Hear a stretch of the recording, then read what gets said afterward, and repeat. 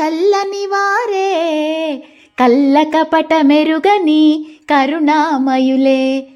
తప్పులు మన్నించుటే దేవుని సుగుణం, ఇది గొప్పవాళ్ళు చెప్పినట్టి చక్కని జ్ఞానం.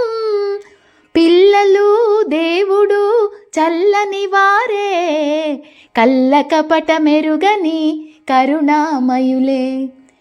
పెరిగి పెరిగి పిల్లలే పెద్దలవుదురు, ఆ పెద్దలేమో కలహిస్తే చిన్నబోదురు.